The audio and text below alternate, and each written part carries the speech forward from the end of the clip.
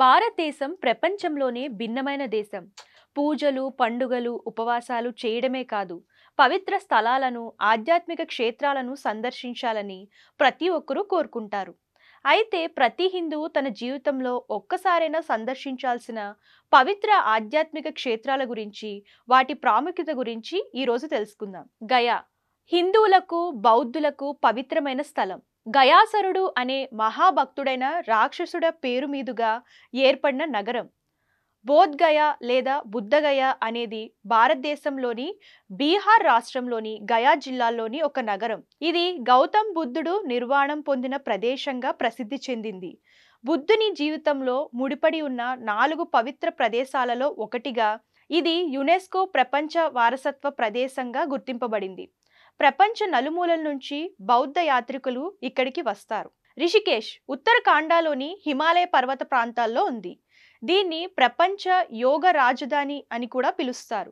ఇది ఒక ప్రసిద్ధ ఆధ్యాత్మిక కేంద్రం. ప్రపంచ నలుమూలల నుంచి భక్తులు, పర్యాటకులు ఈ క్షేత్రానికి వస్తారు.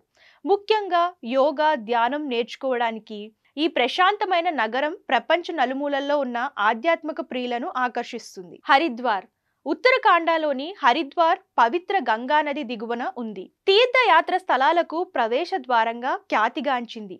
హరిద్వార్లోని గంగా నది అత్యంత పవిత్రమని, ఇక్కడ స్నానం చేయడం వల్ల పాపాలు తొలగిపోయి విముక్తి లభిస్తుందని నమ్ముతారు. తిరువణామలై తమిళనాడులోని ఉన్న తిరువణామలై గొప్ప ఆధ్యాత్మిక శక్తి కలిగిన ప్రదేశంగా ప్రాముఖ్యతను సంతరించుకుంది.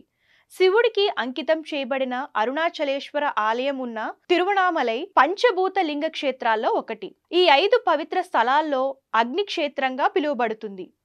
పౌర్ణమి రోజున లక్షలాది మంది భక్తులు ఈ క్షేత్రంలో గిరి ప్రదక్షిణ చేస్తారు. ముఖ్యంగా కృత్తిక దీపం రోజున భారీ సంఖ్యలో భక్తులు చేరుకుంటారు.